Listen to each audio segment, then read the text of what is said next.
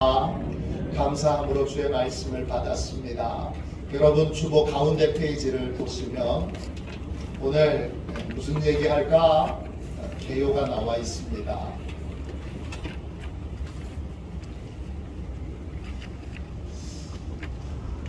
임원 교육을 같이 나누고 있는데 어떻게 해야 우리 교회가 건강한 교회, 복된 교회가 될 수 있을까? 시간 함께 나누고 있습니다. 오늘 내용 보기 전에 저를 보십시오. 이 첫째 날 성도들 안에 교회를 세우고자 하는 비전이 있어야 된다. 그래야 교회 문 안 닫는다 말씀드렸어요. 비전을 갖는다는 건 우리 교회가 이런 교회가 돼야 됩니다 라고 하는 비전을 말하는 게 아니라 내 인생을 세우기 전에 하나님의 집부터 세워야 한다는 사명감을 갖는 걸 말합니다. 학계 선지자를 통해서 하나님이 탄식하면서 말씀하셨습니다. 하나님의 집은 세워지지 않는다. 너희의 집부터 세우니까 삶이 어떻게 돼요? 하늘이 막히게 되는 거죠. 그러니까 몇십 배, 몇백 배의 힘이 들지만 열매는 거두지 못하는 삶을 사는 겁니다. 교회부터 세우고자 하는 비전이 중직과 임원들 안에 있어야 됩니다. 하나님의 교회는 어떻게 되든지 말든지, 하나님의 나라는 어떻게 되든지 말든지 상관없이 나만 잘 먹고 잘 살면 돼. 이러는 순간 그러면 우리 인생도 망하게 되고 당연히 교회는 문 닫게 되는 겁니다. 교회 안에 하나님의 교회를 바르게 세워가야 내 인생도 하나님이 열어주신다. 내가 축복을 받으려면 하나님의 교회를 내가 바로 먼저 세워야 한다라고 하는 사명감이 있어야 하는 거죠. 이게 교회 목사님과 중직들 안에 있습니다. 그때 그 교회는 어떤 어려움이 있어도 문 닫지 않고 어떤 어려움이 있어도 능히 이길 수 있게 되는 겁니다. 교회가 성도들 안에 중직자들 안에 비전이 있어야 돼요. 하나님의 교회를 세울 때에 하나님이 내 인생도 세워주신다. 그럼 그 교회를 어떻게 세울 거냐? 어떤 교회로 세울 거냐? 첫 번째가 하나님께 영광 돌리는 교회예요. 하나님께 영광을 어떻게 돌리느냐? 교인들끼리 친밀하게 서로 붙잡아줘서 주일에 새로운 분이 왔어요.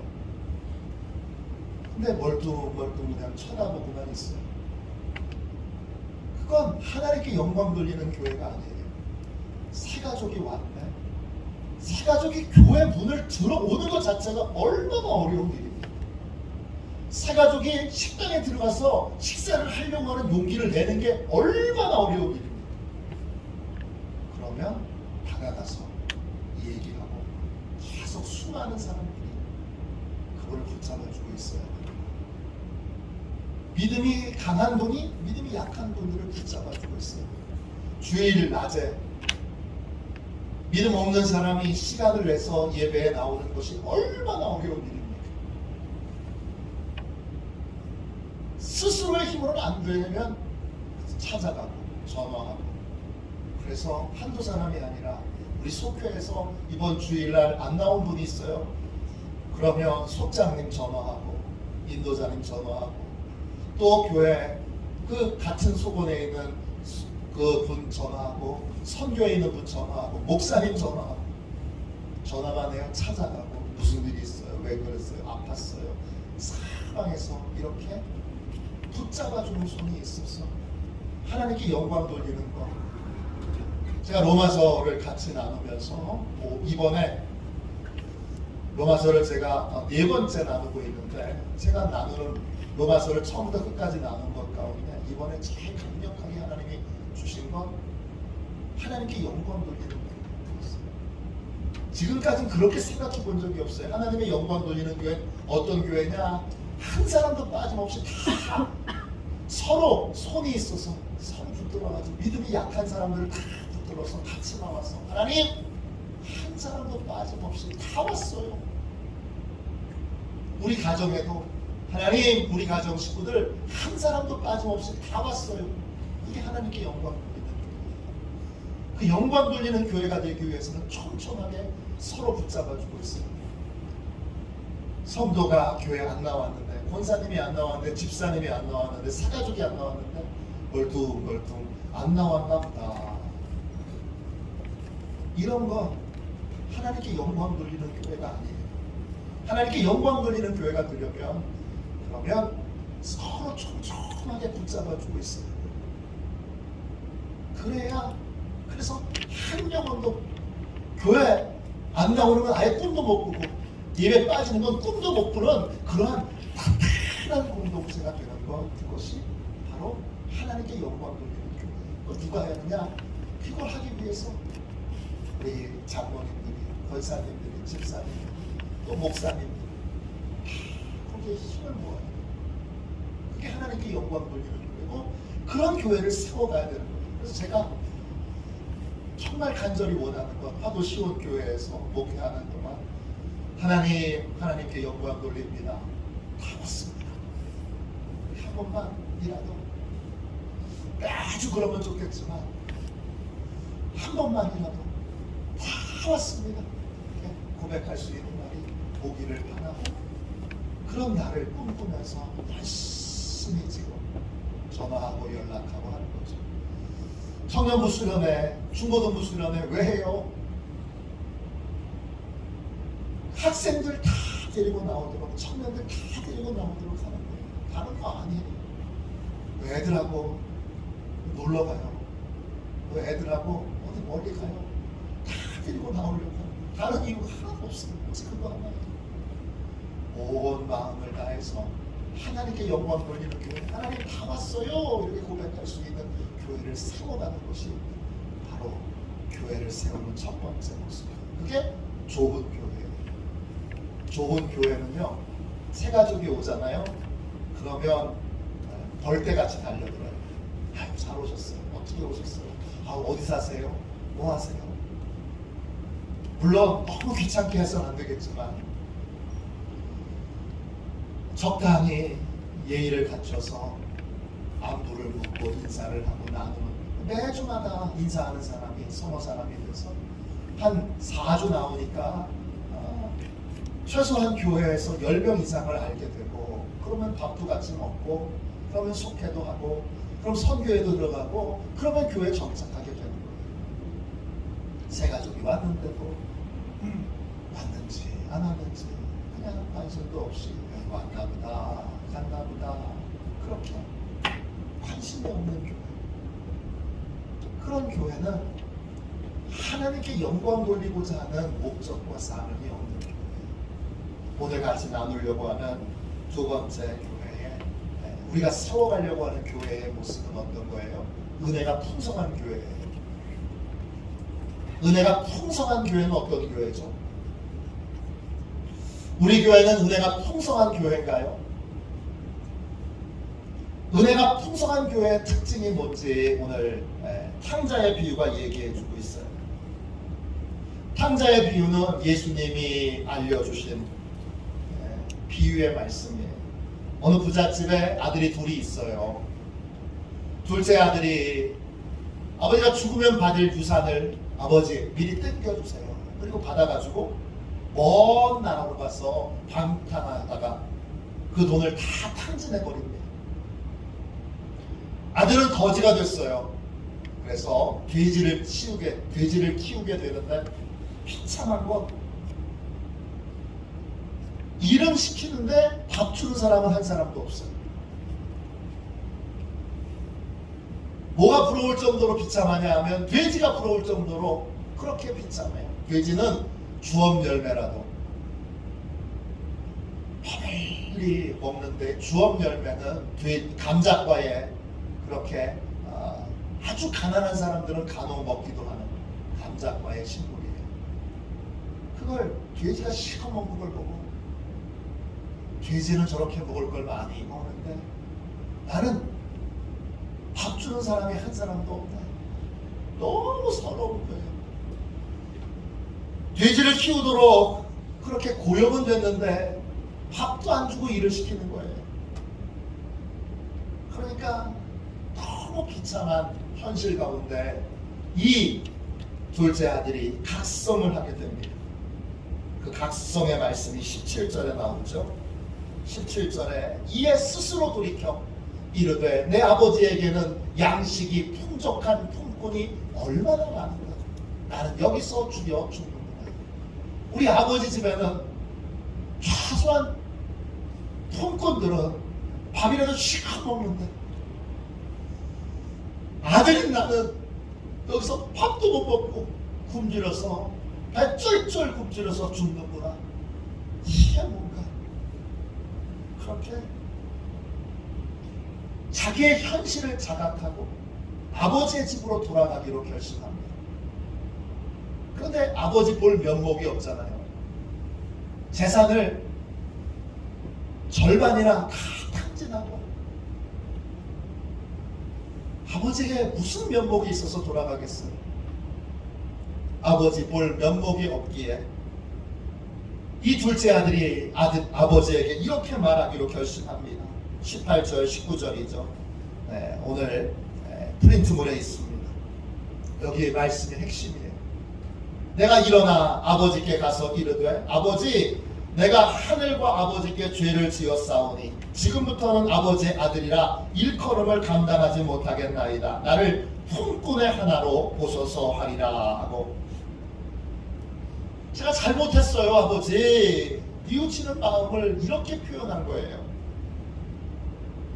제가 하나님하고 아버지께 죄를 저질렀습니다. 이제부터는 저를 아버지의 아들이라 부르지 마시고 저를 품꾼의 하나로 여겨주십시오.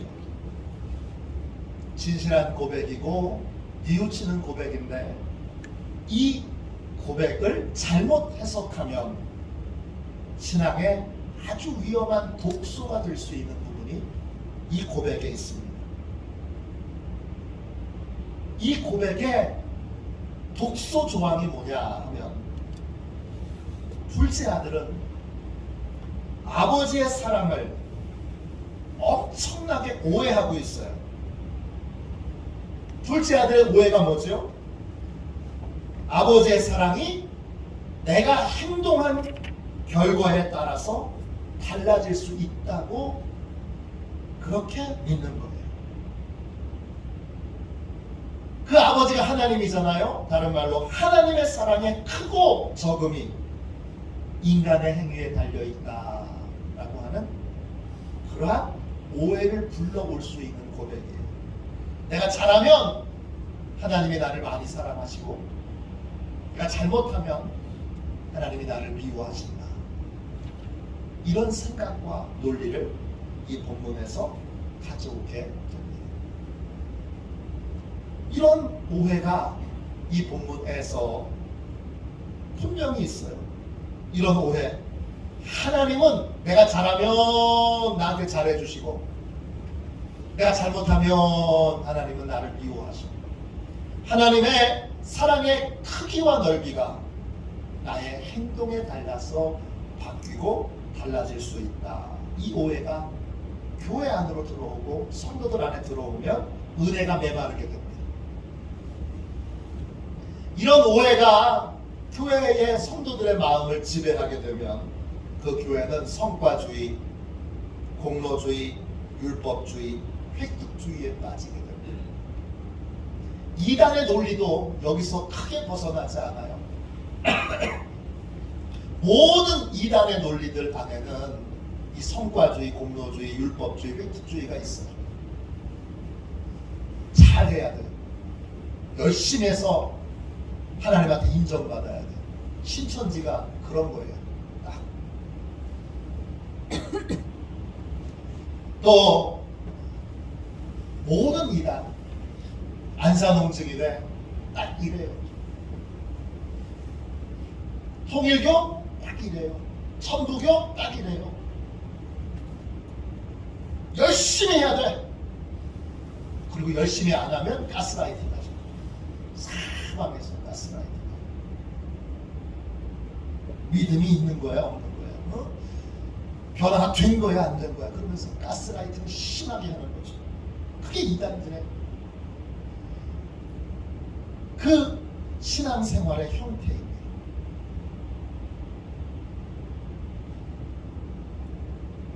성도가 이 오해에 사로잡히면 잘해야 한다는 압박감에 시달립니다. 난 더 잘해야 돼. 하나님께 인정받으려면 더 잘해야 돼. 이런 압박감에 시달립니다. 또 성과를 내지 못하면 깊은 패배감에 젖어듭니다. 저도 성과주의에 사로잡혔을 때는 송구영신 예배를 드리기 전 몇 주 동안은 너무 고통스러운 거예요. 왜? 성과를 많이 못 냈습니다. 성과를 많이 못 냈으니까 하나님 죄송해요. 하나님 잘못했어요. 올해 부흥을 많이 못 시켰네요. 하나님 너무 죄송해요. 제가 그렇게 회개하고 송구영신 예배 들어가는 게 지옥에 들어가는 것 같아요. 무슨 명목으로 1년을 마무리하나. 제 안에 그런 마음이 있었어요. 신앙생활을 기쁘고 즐겁게 해야 되는데 그렇게 되질 않아요.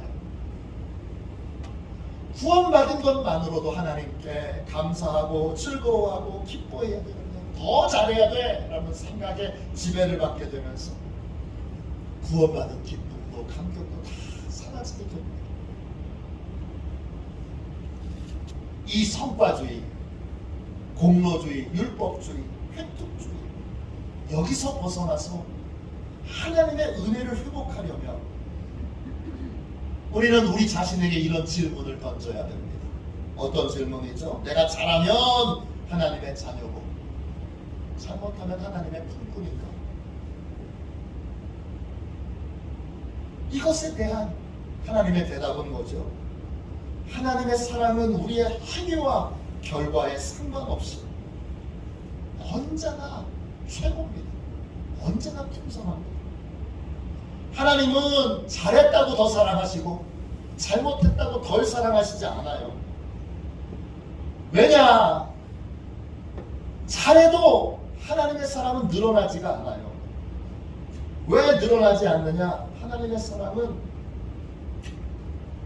이미 최고의 사랑을 우리에게 주고 계시기 때문에 잘하든 잘못하든 최고의 사랑을 주고 계시기 때문에 줄어들지도 않고 늘어나지도 않아요.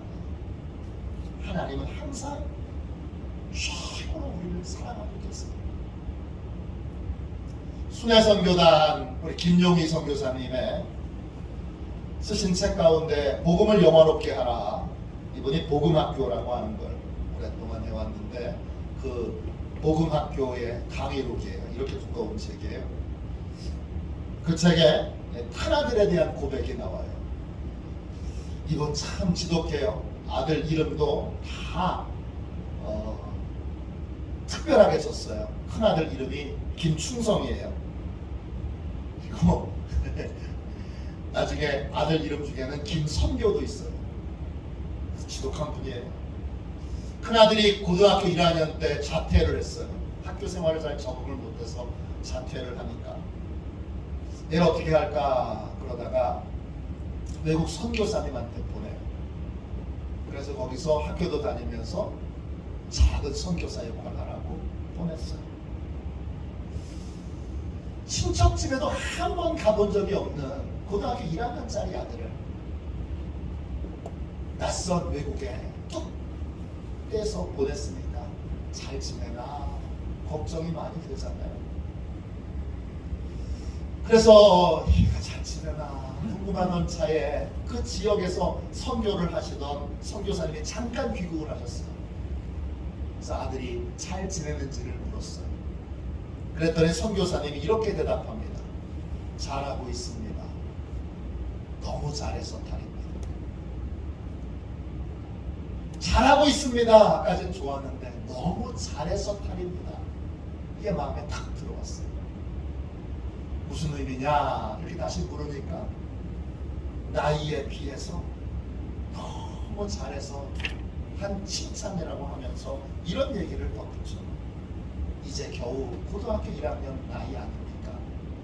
그런데 아드님이 어떤 때는 말수가 적어지고 우울해 보여서 왜 그러냐 물으면 실수를 하는 자신을 용납할 수 없다는 겁니다. 자신을 선교지에 보내신 하나님과 아버지를 실망시킨 자신을 용서할 수 없다는 거예요. 그 말을 듣고 김영희 선교사가 마음이 찡 하면서 깊은 아픔을 느꼈어요. 김영희 선교사의 마음에 이런 생각이 들었어요. 이 자식이 오해하네. 부모 떠난 외국 생활에 내가 살기에도 벅찰 텐데, 집이 그립고 부모가 보고 싶을 텐데, 이런 식으로 신경 쓰기 시작하면 도대체 어떻게 감당하려고 이러나. 내가 언제 그런 정도의 순종을 요구한 적이 있었나. 그날 막 견딜 수가 없어서 아들이 보고 싶기도 하고 또 아들의 마음에 있는 오해를 풀어주고 싶어서 그날 밤에 비행기를 타고 아들이 있는 선교지로 날아갔어요. 그리고 아들을 만나서 바닷가에서 같이 거닐면서 이렇게 선교사님이 말합니다. 김충성, 내가 너한테 이 이야기 꼭 해주고 싶어서 여기 왔어. 잘 기억해둬야 돼. 내가 성공했을 때, 정말 떳떳하고 자랑스럽고 멋지게 일을 해내고 성공했을 때, 너 똑바로 들어도 너는 분명히 내 아들이야. 알겠나? 당연한 얘기를 너무 분위기 잡고 하니까 아들이 피식 웃으면서 이렇게 말했어요. 그렇죠, 아들이죠. 김영희 선교사는 말없이 또 조금 더 걷다가 아들을 보고 다시 말합니다. 아직 내 말 안 끝났어. 내가 알아야 할 게 하나 더 있어. 네가 성공했을 때 그때 분명히 내 아들인 게 사실인데, 만약에 내가 원하든 원하지 않든 내가 내 자신을 도저히 용서할 수 없을 만큼 실패했거나 죄를 지었거나 돌이킬 수 없는 비참한 지경에 떨어졌거나 기가 막힌 실패를 경험했을 때, 너 똑똑히 들어도 그때는 더욱 내 아들이야. 알겠지? 아들에게 그 이야기를 들려주고 다시 비행기를 타고 한국으로 돌아오는 비행기 안에서 주님이 김용희 선교사님께 이렇게 말씀하셨어요. 김용희, 나도 너한테 꼭 해주고 싶은 얘기가 있다. 네가 성공했을 때, 잘 나갈 때, 그때 너는 분명 내 아들이다. 그런데 내가 죽어라 애를 썼지만 초라한 텅 빈 바구니만 덜렁 들고 있을 때, 내가 내 스스로 용납이 안 돼. 도저히 용서할 수 없을 때, 내가 돌이킬 수 없는 실패자로 형편없이 처박혀 있습니다. 그때 너 똑똑히 기억해둬라. 그때는 더욱 내 아들이다. 우리가 실패할 때도, 용납할 수 없는 실수나 잘못을 저질렀을 때도 아무런 성과도 없어서 너무나 부끄럽고 수치스러울 때도 우리를 향한 하나님의 사랑은 줄거나 식지 않습니다. 도리어 우리를 더욱 사랑하십니다. 성공해도 실패해도 우리는 변함없이 하나님의 자식이고 하나님의 아들이고 하나님의 딸입니다. 우리를 향한 하나님의 사랑은 항상 최고이고 또 최선이기 때문에 하나님의 사랑은 우리의 태도에 따라서 줄어들거나 늘어나지 않습니다. 만화 영화 중에 찰리 브라운과 또 스누피가 나오는 그런 만화가 있어요. 피너츠라고 하는 만화예요. 이 피너츠를 그린 찰스 슐츠라고 하는 분은 평신도 설교자예요. 그래서 이분이 그린 이 스누피가 나오는 만화책은요, 자세히 보면 복음의 내용을 상당히 깊이 다루고 있어요. 미국에는 이 피너츠 만화만 가지고서 몇 년째 복음을 전하는 목사님도 계세요. 평소는 그냥 설교해도 복음을 전할 때는 피너츠 만화를 이용해서 복음을 전하는 분이 있는데, 피너츠 만화에 이런 내용이 있어요. 할로윈 축제 때에 아이들이 분장을 하고 집집마다 사탕이나 초콜릿이나 쿠키를 얻으러 다녀요. 찰리 브라운과 아이들이 분장을 하고 집집마다 사탕을 얻으러 다녀요. 노크를 하면서 아이들이 이렇게 물어요. Treat or mistreat? 우리말로 번역하면 우리를 환영하실 거예요? 아니면 거절하실 거예요? 우리를 대접하실 거예요? 아니면 거절하실 거예요? 이런 뜻이에요. 그러면 그 집 안에서 소리가 들려요.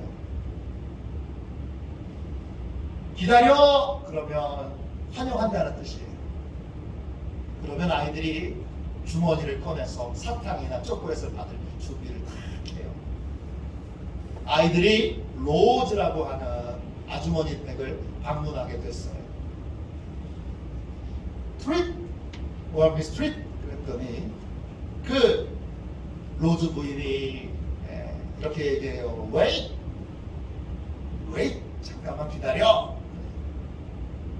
그리고 이제 아이들이 사탕이나 초콜릿을 주실까 보다 그렇게 딱 기다리는데, 로즈 부인이 양동이 하나 가득, 큰 양동이 하나 가득 사탕을 가지고 와서 아이들이 준비한 그 주머니에다 가득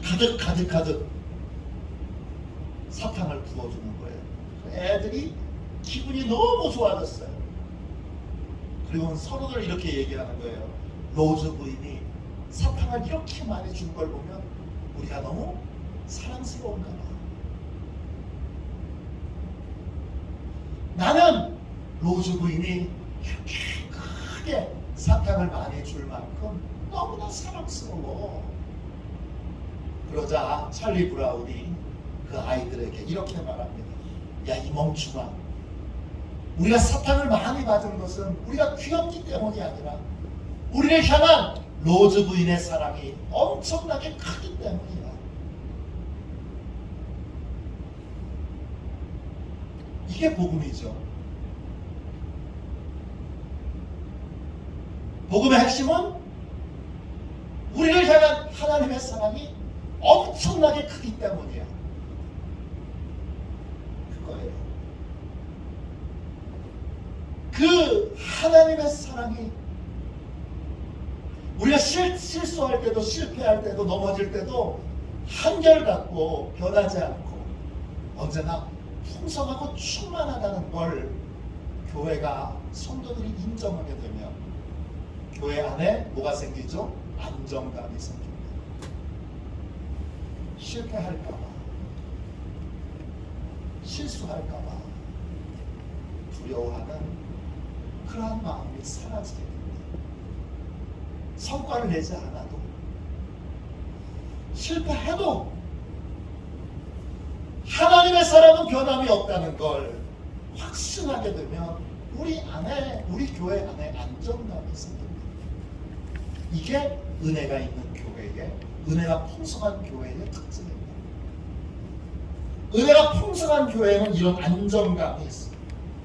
그러니까 우리가 세워가야 되는 교회의 두 번째 모습은 뭐냐?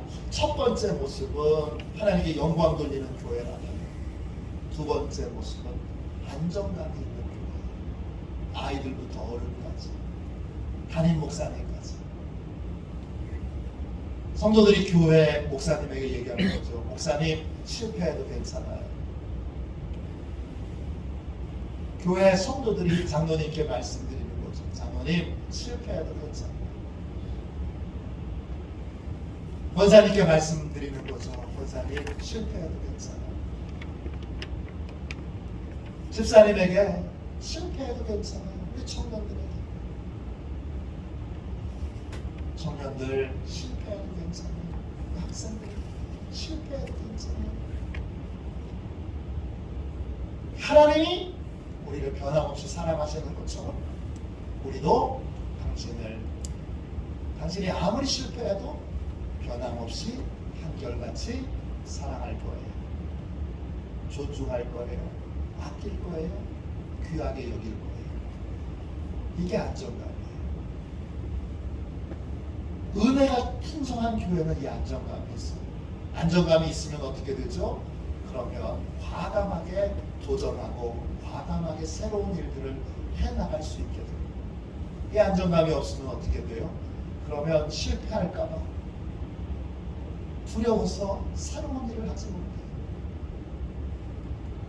안정감이 있는 교회가 돼요. 우리가 세워가야 되는 교회는 은혜가 주는 안정감이 있는 교회예요.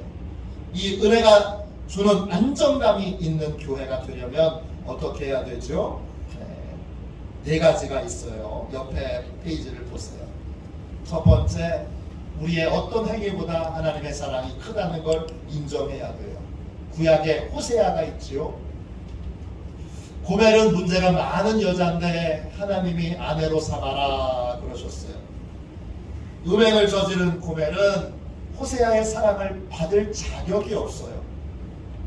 그런데 호세아가 고멜의 모든 허물과 부족함과 연약함을 다 덮어요. 고멜의 부족함보다 호세아의 사랑이 더 큰 거죠. 우리를 향한 하나님의 사랑도 마찬가지예요. 하나님의 사랑이 우리의 부족함과 연약함을 다 덮어요. 다 이겨요. 그걸 고백하는 것, 그걸 인정하는 것, 그게 바로 안정감 있는 교회의 모습이에요. 호세아 2장 23절이죠. 내가 나를 위하여 그를 이 땅에 심고 긍휼히 여김을 받지 못하던 자를 긍휼히 여기며 내 백성 아니었던 자에게 내 백성 아니었던 자에게 향하여 이르기를 너는 내 백성이라 하리니 그들은 이르기를 주는 내 하나님이시라 하리라 하시니라. 긍휼을 받지 못했던 자를 하나님이 하나님의 사랑으로 긍휼히 여기십니다. 백성 될 자격이 없는 자를 하나님이 하나님의 백성으로 삼아주세요. 하나님의 사랑이 언제나 우리의 약함, 부족함, 실패, 넘어짐보다 크고 그걸 충분히 덮기에 부족함이 없다고 고백하는 교회. 그 교회가 바로 은혜가 주는 안정감이 있는 교회예요. 우리의 모든 행위보다 하나님의 사랑이 항상 커요. 두 번째, 이 안정감 있는 교회가 되게 하기 위해서 두 번째 우리가 기억해야 될 것, 나의 능력을 인정받기 위해 무리수를 두지 않는다는 거예요. 은혜가 풍성한 교회는 내 능력이 일의 성과를 결정하지 않아요. 은혜가 풍성한 교회는 하나님의 사랑이, 하나님의 능력이 일의 성과를 결정해요. 그래서 뭐가 중요하냐? 순종이 중요해요. 내 능력보다 순종이 중요해요. 그래서 은혜가 풍성한 교회는 나의 연약함과 부족함을 인정해요. 그래서 마르다처럼 자신의 능력을 주님께 인정받기 위해 무리수를 두지 않아요. 누가복음 10장 40절 보세요. 마르다는 준비하는 일이 많아 마음이 분주한지라 예수께 나아가 이르되 주여 내 동생이 나 혼자 일하게 두는 것을 생각하지 아니하시나이까 그를 명하사 나를 도와주라 하소서. 마르다는 예수님과 예수님의 제자들을 멋지게 대접하고 싶었어요. 마음이 급해요. 분주해요. 근데 이 얄미운 여동생이 주방 일은 거들떠보지도 않고 주님 앞에 딱 앉아가지고 말씀만 듣고 앉아있네요. 마르다는 그걸 보고 주님에게 또 동생에게 원망과 불평하는 마음이 생겼어요. 원망과 불평하는 마음의 근원은 뭐예요? 자기 능력을 과시하고 나타내고 싶어요. 그래서 자기의 능력을 나타내려고 하는 무리수를 두는 것이 원망과 불평의 근원이에요. 마르다는 자기를 돕지 않는 마리아가 미웠어요. 또 마리아에게 가서 어미 좀 도와줘라 이렇게 얘기하지 않는 주님이 불편해요. 주님과 마리아에게 원망과 불평을 갖게 된 이유는 더 잘해야 되겠다. 내 능력으로 더 멋지게 이걸 해야 되겠다 라고 하는 마음에서 무리수를 두었기 때문에 하나님의 일은 능력을 과시하는 게 아니에요. 내 능력에 따라서 하나님의 일이 되고 안 되고가 결정되지 않아요. 하나님의 일은 순종이 중요한 거예요. 마르다는 자기의 의욕을 앞세운 나머지 주님의 마음을 생각하지 않았어요. 주님이 원하시는 건 뭘까? 주님이 원하시는 대로 하면 돼요. 그게 초라해 보여도 괜찮아요. 누가복음 10장 41절 42절에 주님이 원하시는 걸 주님이 말씀하세요. 마르다야 마르다야 내가 많은 일로 염려하고 근심하나 몇 가지만 하든지 혹은 한 가지만이라도 족하니라. 은혜가 풍성한 교회는요 주님의 뜻에 순종할 뿐이지 자신의 능력을 과시하기 위해 의욕을 앞세워 무리수를 두지 않아요. 하나님의 한결같은 사랑을 알기에 더 잘해야 된다는 생각을 갖지 않아요. 그냥 주님이 하라고 하시는 만큼만 하면 돼요. 너무 잘해야지. 끝내주게 잘해야지. 이건 하나님의 사랑을 아직 다 확신하지 않는 자의 모습이에요. 하나님이 원하시는 건 우리의 능력이 아니에요. 그러니까 요즘 한국 교회가 보이는 가장 치명적인 문제점, 한 20-30년 동안 계속 갖게 됐던 문제점, 이건 비성경적인 거예요. 어떤 거냐 하면 목사님이 능력이 있어서 교회가 부흥했다 이거죠. 목사님이 열심히 안 했다는 말씀이 아니라 목사님의 능력 때문에 교회가 부흥했다. 이건 성경적이지 않아요. 그러니까 이게 한국 교회를 망친 대표적인 거예요. 그러니까 목사가 자기 능력을 과시하려고 무리수를 두잖아요. 무리수를 둬서 교회가 건축해야 될 때 건축하지 않고 무리수를 둬서 빚을 땡겨다가 그것도 그냥 땡기는 것이 아니라 말할 수 없이 크게 무리수를 둬서 그래서 교회를 짓고 다행히 잘 되면 자기 능력이고 안 되면 또 얼른 도망치고 이게 한국 교회를 망친 대표적인 폐단입니다. 하나님이 원하시는 건 순종이에요. 목사로서 내가 지금 하나님이 원하시는 일에 순종하고 있는 거예요. 그게 초라한 일이어도 초라한 일을 또 열심히 정성껏 해야죠. 그게 하나님이 원하시는 거예요. 안정감을 주는 교회는 무리수를 두지 않아요. 이 말은 도전하지 않는다는 말은 아니에요. 이 말과는 여러분 구분해 주셔야 돼요. 세 번째, 안정감 있는 교회의 세 번째 특징은 뭐냐? 기대와 소망대로 되지 않아도 좌절하지 않아요. 창세기에 나오는 요셉이 갑자기 노예가 됐네요. 갑자기 죄수가 됐네요. 그런데 좌절하거나 낙심하지 않아요. 왜냐? 자신의 처지와 형편에 상관없이 자기를 향한 하나님의 사랑은 계속된다는 것을 알았기 때문이죠. 39장 23절 간수장은 그의 손에 맡긴 것을 무엇이든지 살펴보지 아니하였으니 이는 여호와께서 요셉과 함께 하심이라. 여호와께서 그를 범사에 형통하게 하셨더라. 하나님이 아버지의 집에서 함께 하신 것처럼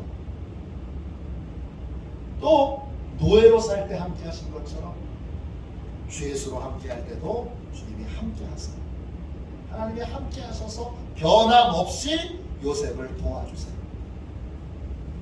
로마서 8장 38절 39절 내가 확신하노니 사망이나 생명이나 천사들이나 권세자들이나 현재일이나 장래일이나 능력이나 높음이나 깊음이나 다른 어떤 피조물이라도 우리를 우리 주 그리스도 예수 안에 있는 하나님의 사랑에서 끊을 수 없으리라.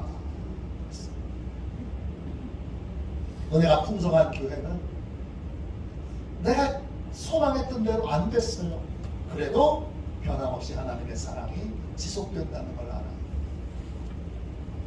소망대로 안 돼도 기대대로 안 돼도 그건 다 하나님이 사랑하셔서 하신 일이에요. 제가 리고렌 목사님이 고백하신 이야기를 여러 번 드렸어요. 리고렌 목사님이 이런 고백을 했어요. 고등학교 다닐 때 짝사랑하던 너무너무 사랑하던 예쁜 아가씨가 예쁜 여학생이 있었는데 그 여학생과 결혼하게 해달라고 하나님께 간절히 기도했어요. 네, 하나님이 기도 들어주지 않으셨어요.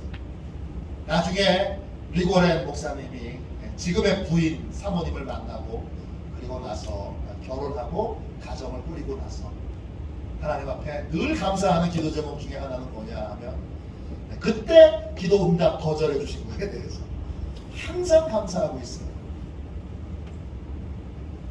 하나님의 사랑은 거절할 때에도 유지돼요. 나를 사랑하지 않아서 기도 응답을 주시지 않은 것이 아니라 더 좋은 것을 주시기 위해 때로는 덜 좋은 것을 하나님이 거절해 주시기도 해요. 하나님의 사랑은 변함없이 아버지 집에서 사랑을 받을 때나 종 노릇할 때나 죄수 노릇할 때나 변함없이 하나님의 사랑은 지속되고 있습니다. 그러니까 힘들고 어려울 일을 만나도 좌절하거나 낙심하지 않아요. 우리 이번 주 갑자기 날씨가 추워지고 눈이 많이 와서 금요일, 토요일 이틀 동안 우리 청소년부 수련회를 못 갔어요. 단양에 가려고 준비를 많이 했는데 못 갔어요. 그래도 제가 함께 고백하는 건 못 가도 하나님의 사랑은 계속되는 거죠. 다른 더 좋은 걸 하나님이 우리에게 주시기 위해 이 시간을 잠시 연기하신 거죠. 그런 겁니다. 그러니까 은혜가 주는 안정감이 있는 교회는 기대와 소망대로 되지 않아도 하나님의 사랑은 계속된다는 걸 알기에 좌절하거나 낙심하지 않습니다. 마지막으로 은혜가 주는 안정감이 있는 교회가 되게 하려면 어떻게 해야 되느냐? 하나님께서 공급해 주시는 것에 한계를 두지 말아야 돼요. 탕자의 이야기로 돌아가 봅시다. 봅시다. 둘째 아들이 돌아왔어요. 그리고 고백해요. 그 고백은 진실한 고백이지만 그 고백 안에는 성과주의, 공로주의, 율법주의, 획득주의가 들어있어요. 성과주의, 공로주의, 율법주의, 획득주의가 교회를 지배하게 되면 어떤 폐단이 있느냐 하면 하나님께서 만드시지 않는 유리천장을 만들어요. 다른 말로 하나님이 더 풍성하게 주시기를 원하시는데 교회가 그걸 기대하지, 하나님께 그런 걸 받기를 기대하지 않아요. 스스로 소망을 제한해버려요. 15장 19절 다시 보세요. 지금부터는 아버지의 아들이라 일거를 감당하지 못하겠나이다. 나를 품꾼의 하나로 보소서 하리라 하고, 이 말에, 진실한 고백에 이 말에 둘째 아들이 기대하는 건 뭐예요? 아버지, 밥이나 먹여주세요. 아버지, 밥이나 실컷 먹여주세요. 이거잖아요. 아버지가 변함없이 사랑하신다는 걸 믿는다면 더 풍성한 걸 기대할 수 있는데, 아유, 제가 뭘 다른 걸 기대하겠어요? 밥이나 실컷 먹여주세요. 그런데 아버지가 주시는 건 다르잖아요. 아버지는 뭘 주세요? 아버지는 가장 좋은 옷을 입혀주세요. 그리고 인장반지를 끼워주세요. 인장반지는 뭐예요? 인감도장이에요, 여러분. 인감도장을 다시 줘요. 인감도장을 준다는 건 뭐예요? 이를 결제할 수 있는 권한을, 아들의 권세를 회복시켜 주시는 거예요. 새 신발을 신겨주세요. 살찐 송아지를 잡아서 잔치를 열어주세요. 하나님은요, 항상 기대 이상의 은혜와 복을 우리에게 주세요. 그러니까 은혜가 주는 안정감이 있는 교회는 우리가 준비한 건 요만큼이지만 하나님이 엄청난 은혜를 주실 것을 제한하지 않아요. 오늘 오후부터 청년부 수련회가 있는데 우리가 준비한 건 조금밖에 안 돼요. 그러나 하나님이 주실 건 어마어마하게 크고 또 귀하고 복될 수 있다는 걸 열어놓고, 하나님이 기대 이상의 은혜와 기대 이상의 축복을 주시기를 기대해요. 하나님의 공급에 제한을 두지 않아요. 밥만 먹여주셔도 돼요가 아니라 하나님 주실 모든 것들을 풍성하게 주시기를 기대합니다. 하나님 예상했던 은혜와 예상치 못했던 은혜를 풍성하게 주시기를 기대합니다. 이렇게 되는 거예요. 은혜가 풍성한 교회. 그 교회는 하나님의 사랑을 제한하지 않아요. 하나님의 최고의 사랑을 인정해요. 그리고 성공할 때도 실패할 때도 변함없이 하나님이 사랑하신다는 걸 고백해요. 그래서 그 고백과 확신으로 교회와 성도들에게 안정감을 줘요. 목사님에게도 안정감을 줘요. 목사님, 교회를 크게 성장시키지 않으면 여기 오래 못 계십니다. 이런 식이 아니라, 목사님 실패해도 괜찮아요. 목사님, 우리가 함께 어려움 겪어도 괜찮아요. 그래도 하나님의 사랑은 변하지 않아요. 자녀님에 대해서 교회에서 여러 가지 일들을 새롭게 해야 되는 많은 일들이 있는데 실패할 수도 있잖아요.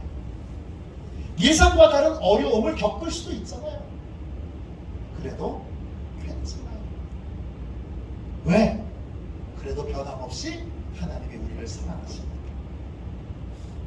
안정감이 있는 교회가 되려면 우리의 행위보다 하나님의 사랑이 훨씬 더 크다는 걸 고백하고, 하나님이 원하시는 건 우리의 능력이 아니라 겸손한 순종이라는 걸 고백하고, 초라한 일을 맡겨도 화려하게 하려고 들지 않고 초라한 일을 겸손하게 순종함으로 진지하게 해나가는 겁니다.